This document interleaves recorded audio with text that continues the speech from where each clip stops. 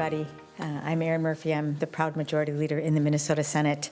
And today is the last day of the 2026 legislative session. And when we're done here, I'm going to go upstairs to the chamber and join my colleagues for one of my favorite days in the legislature, the day when our colleagues give their retirement speeches. And one of the reasons why I love it so much is because it brings us back together in a way as we listen to people talk about why they chose to run in the first place. It can be healing. It can be a powerful reminder of the good that we're able to do in this Capitol. So I will do that for the rest of the afternoon, but I'm glad to be with you this morning. I read the New York Times this morning. President Trump's approval rating now stands at 37%. That's a pretty low approval rating. Everything is more expensive for the people in this country, and I am incredibly proud of what we have accomplished this legislative session. We have pushed all session long for a fair deal for Minnesotans, and in many ways we accomplished that. The Minnesota Senate being the grown-up in the room, so often moving and pushing an agenda that in large part became the centerpiece of what we accomplished this session. $1.2 billion in job-creating bonding projects across the state, an investment in work, an investment in communities, and an investment in our future.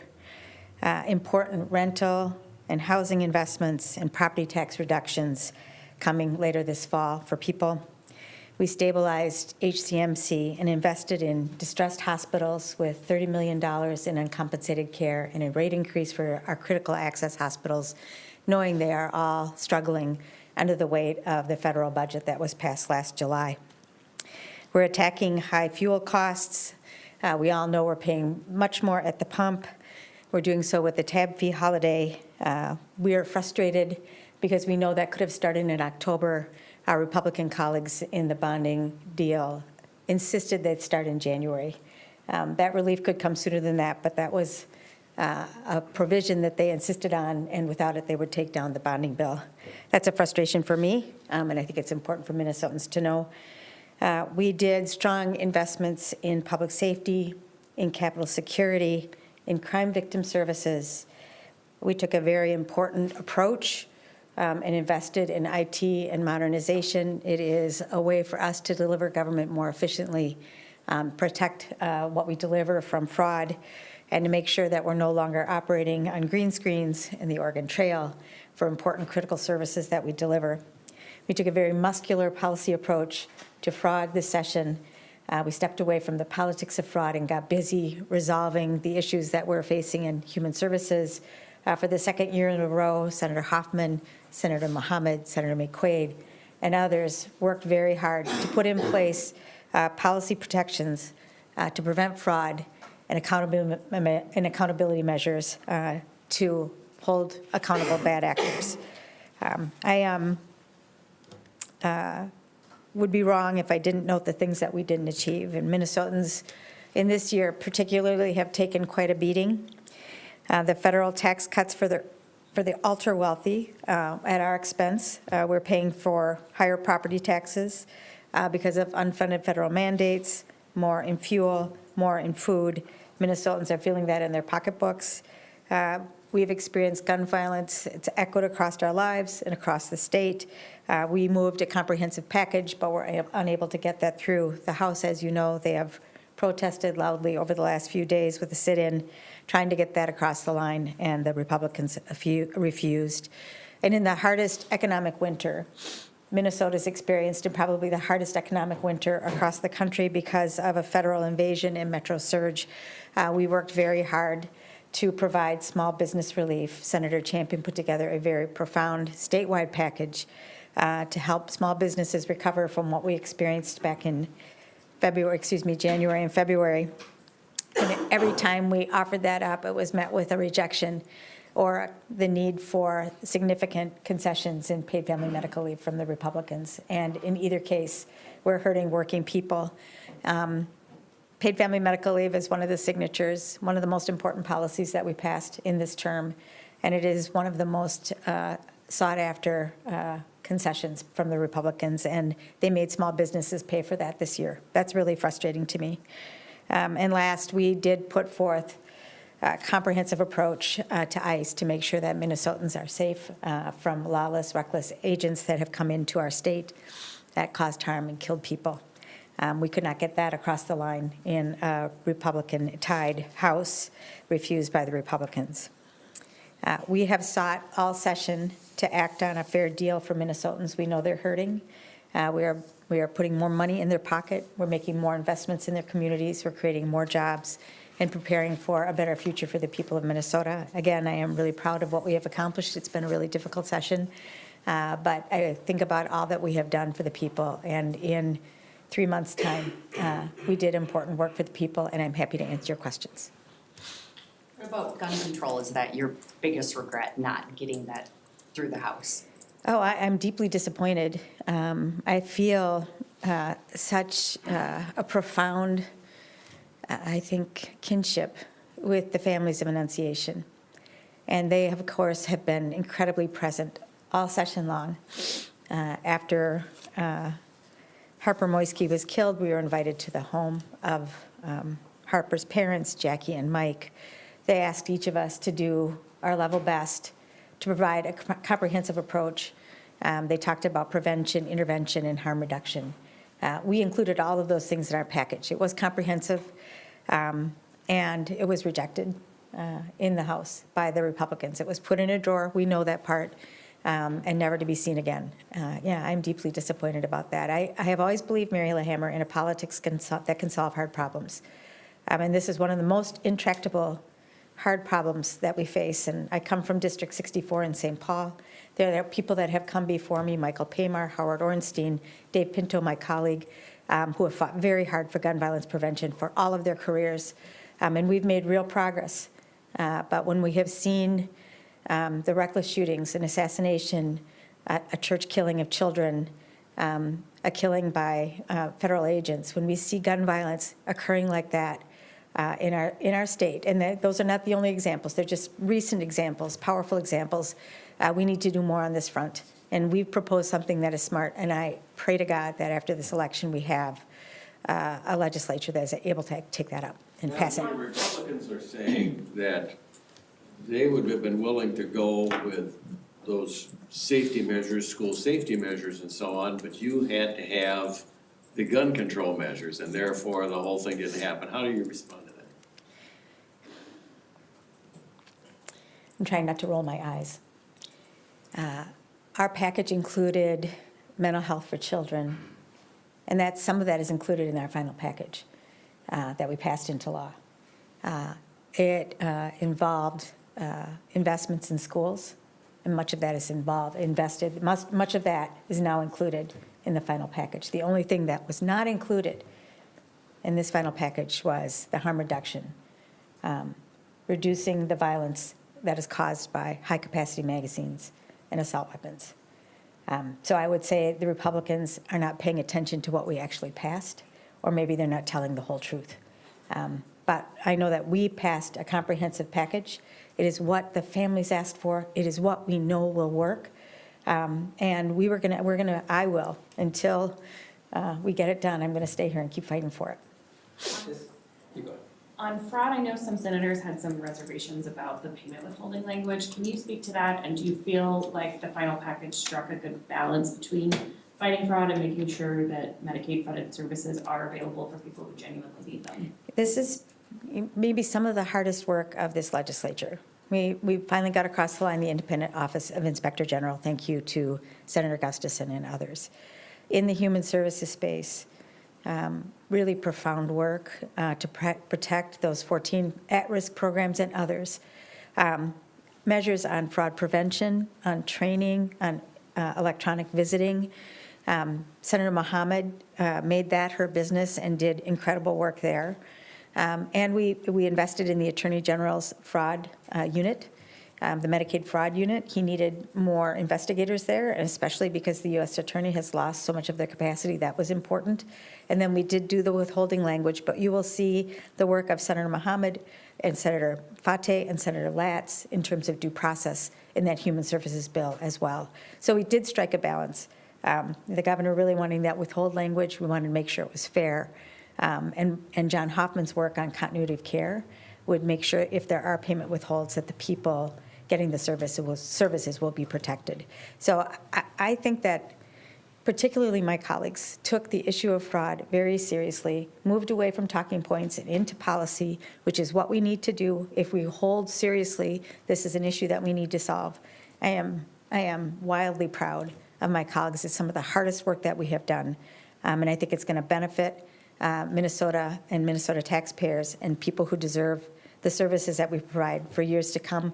But I will also say that it is our obligation going forward to do what we've been told through that O'Malley report, and we have to be vigilant in our oversight as legislators. It's one of the places where past legislatures have fallen down.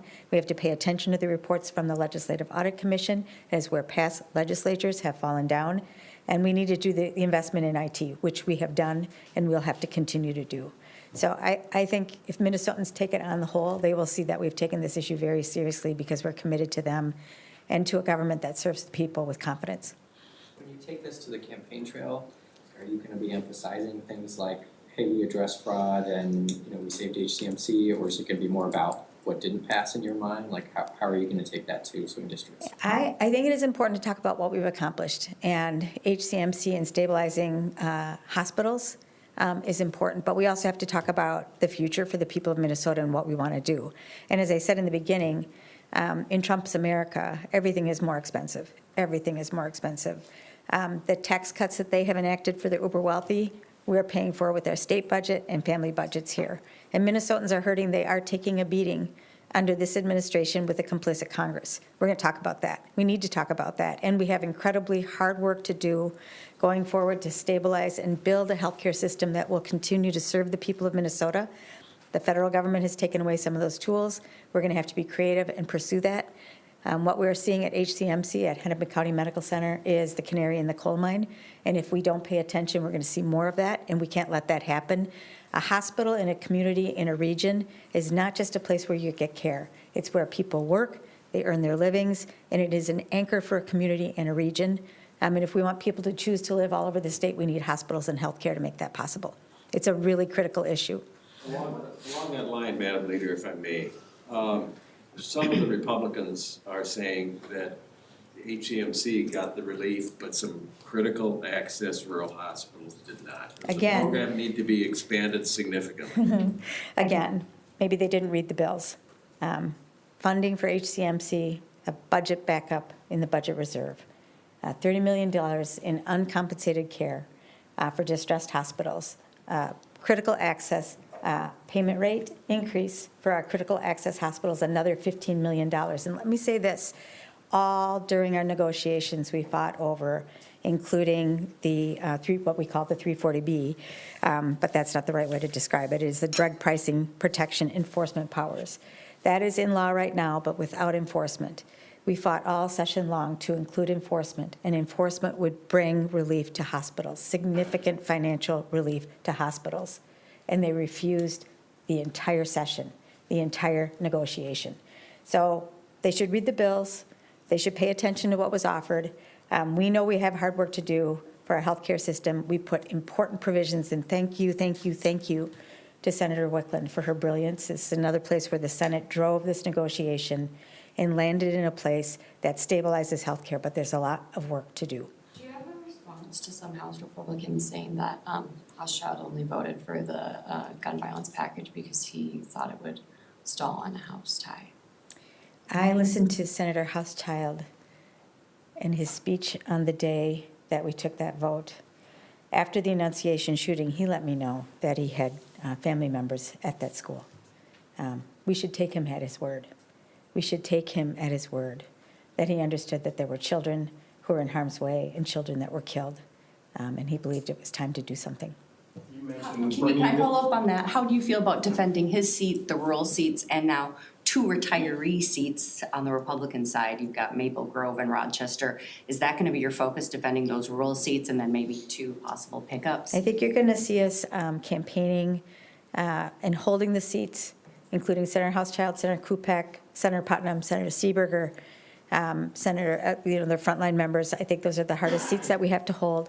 We have strong candidates running down in Rochester, where Carla Nelson is, retiring. Simon Glazer has been up and running for more than a year. Christy Janigo is running in Maple Grove. She is a veteran and has also been running for more than a year. Strong candidates in both those places, but you'll also see us competing in Stillwater, in Blaine, and out in Chaska. Again, strong candidates. I think this is going to be a really good year for us, but we have to convince Minnesotans that we're the choice for them, that we're going to put their interests in their pocketbooks first and foremost, and that's going to be the content of the campaign. How do those retirements help you though, having those 2 seats open? Well, I think 2 ways. Retirements give an opportunity for new voices, and I think Simon Glazer and Christy Janigo are awesome, but we also lose the opportunity to campaign against somebody's record. And someone fresh coming in could be the kind of candidate that would be hard to beat. We'll see. We have to campaign hard. We have to talk to the people, and we have to draw people's attention to a vision that we hold for the people in the future. On the hospital fund, I know some of the money down the road potentially comes from rail passenger funds, and the Blue Line funding, if the federal grants don't come through. Is that an acknowledgement that you all think that the feds are going to pull the money from that? Or you think you'll be able to backfill that money later if the projects do continue? The budget reserve, and the argument to use the budget reserve was both very strategic and complicated.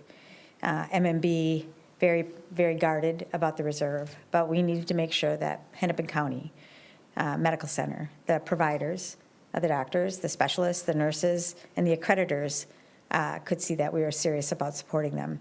We didn't have, let's see, what did they tell us? They needed $205 million a year for every year for 5 years. We didn't have that. But we could demonstrate with the reserve that we're going to back that up, and if we can't find a better solution in this next session, that there is a backup. Using those 2 funds was an insistence by the administration, and if you read the language carefully, it says if the federal government doesn't approve the Blue Line, then those funds that would have been used for that Blue Line would fall into the Healthcare Stabilization Reserve. And if in 2028 the federal government doesn't approve NLX, the Northern Lights Express, and those funds that are stranded, they can fall into this Healthcare Stabilization Fund. On that same subject, Democrats made a lot of investments in transit during the trifecta between, those 2 projects. The cut in tab fees and reduced funding for Metro Transit. Are you moving away from or abandoning transit? Let me tell you that if I said anything but no, Scott Dibble would be down here in a heartbeat. The tab fee holiday has a general fund backup, or not even a backup. We deposit funding into the highway user fund from the general fund to make sure that we're investing in roads and bridges. We didn't touch the transit funding, though. I think the governor was interested in using that money. We know to build a modern transportation system and maintain our roads and bridges that we need dedicated funding. We don't use general funds, generally speaking, for transportation. It's a user fee. It's a user fee source. We did important work in 2023 to make sure that our roads and bridges had funding. We know that we lost a bridge here in the state of Minnesota 15 years or so ago. And so the holiday, is a nod toward people in the pocketbooks and affordability, but we are committed to continue to fund roads, bridges, and transit here in the state of Minnesota. There are a couple of groups that might be helpful to your campaign. I'm thinking the anti-gun folks that were here over the weekend, and then the anti-ICE organization. Do those play? I can see them doing well in Minneapolis and St. Paul Senate districts. As you go outside of the exurbs and the rural part of the state, are they helpful, hurtful, in between? When I think about the people who have come to the Capitol on those fronts, they are Minnesotans, they are faith-based organizations, and in many cases, they are in places across the state of Minnesota. I spent an afternoon out in Willmar near the end of Metro Surge. They had an awful experience with federal ICE agents in Willmar, Minnesota. And they're still worried about that, and they're still agitated about that. So I know we think about the metro versus rural as 2 demonstrably different places, but Minnesotans are Minnesotans wherever they live. And not everybody has the same view that I have about what ICE did. I think they were reckless and lawless, and they came here and they killed people. They took people's constitutional rights away. Nobody should stand for that. And I think people across the state saw that, people across the nation saw that, people across the world saw that and said, we're not going to do that. But I also will say there's a lot in this budget for people wherever they live. You need a hospital? We're focusing on that. Are your property taxes too high? We're focusing on that. Are your housing costs too high? We're focusing on that. Is food hard to reach? We're focusing on that. Pocketbook issues, Eric Escala, things that make life less affordable because of the Trump administration, we are working to address, trying to make sure that we're advancing a fair deal for the people of Minnesota. Dana's not here, so I'll ask her. Do you have a theme song for this session? Here Comes the Sun. How about that? Speaking of sun, good transition, lack of sun. You made some comments the other night about the process and frustrating with the fact, we have a lot of questions because things were behind closed doors. What are you gonna do different? I mean, you're part of those negotiations. Yeah. Are you gonna pledge to do something differently next session, should you remain a leader? Yes. When I remain a leader, as I remain a leader, I have been talking with my colleagues and the colleagues in the House. This is not the first year that I have raised this question and raised this alarm. But we need to be back in conference committees. One of the things that made that really hard this year is the House just didn't pass bills. We couldn't conference with a body that didn't have a tax bill. We couldn't conference with a body that didn't have an education bill. That didn't work. But I also think we have grown more accustomed to end of session, into the cabinet room, negotiate the deal, which I just think is wrong. And we do have to do work to set global targets, but that then should be given back to the committees, to the members with the talent, with the expertise, and where the public can see it. There was a conference committee at like midnight, I remember, because they had to gavel in and say they're going to work past midnight for the Safety and Security Conference Committee. It was in room 123, I think, the room where Jean Miriam used to hold court. And it was alive in that room. There were legislators, they were passing out donuts at midnight. There were people, lobbyists, advocates in that room to go through what was being proposed in that conference report. That's the way this place should operate. It's too quiet in the hallways now. People aren't here because there's nothing for them to see. That is not the way we should operate in a democracy. I want that back, and I'm going to fight for it. How has it been working with the Tide House these past two sessions? And did you take any positives from it? Well, I think the tie is really, really difficult. It gives everybody an out instead of doing the work that we need to work through our differences and compromise. So when two chairs couldn't agree on something, they just didn't, and the work fell away. I think that is inadequate for the people of Minnesota. So I look forward to an untied House, one where people are wrestling with their differences and where we can make some progress together, and to return to what feels like a more normal order of work. Don't you think that both incumbents of both parties could run on this work product and stand by it? It seems like it was more bipartisan than many people thought. This is something that a Republican could run on, or a Democrat. Yeah, well, I think, again, as I would say, if we reach a good conclusion, bipartisan, not bipartisan, if we reach a good conclusion for the people of Minnesota, we get an A. We should get an A for that, and I'm happy to do that with my Republican colleagues, and I will say Mark Johnson and I have a really good, honest, and straightforward working relationship together. I think there is something. You're giving the work product an A. I would give the work that we did this year. There's many things that I'm frustrated about and many things that got left behind, but I think we've done a good job, a fair deal for the people of Minnesota. We'll talk about that. But campaigns are about our future. We're going to talk about what we believe in, what we value, and what we see for our future.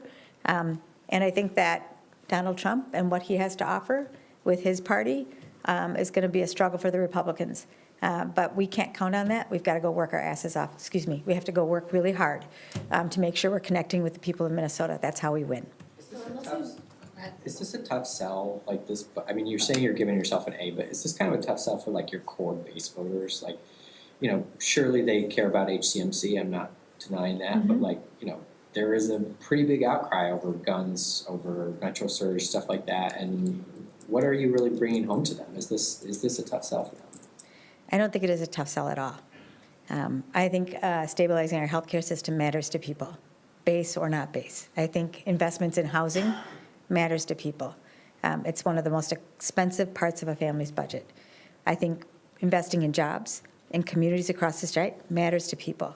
And I think when you see, when you see the work that we did in the Senate on Metro Surge and on gun violence, it showed Minnesotans that we are willing to work hard to solve problems if they stick with us.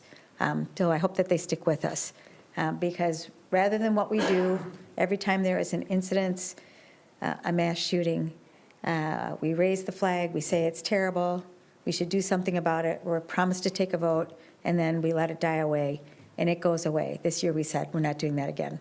And though it took us until the latter part of the session to get that across the line, we kept our word to the people of Minnesota and we took a vote. One question. Well, I have one about the St. Paul. So it looked like the city got some, but not all of what it requested from bonding, but I didn't see the tax extension that St. Paul asked for. No, so that didn't make it. So you No. represent St. Paul. Have you talked to the mayor about it?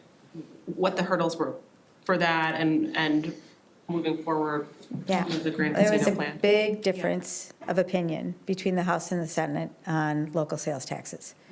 Senator Rust, as the author of the only tax bill that was actually produced, included local sales taxes, including the extension for St. Paul. I was grateful for that. But the other body would not take that proposal or any of the local sales taxes proposals, so that all fell away.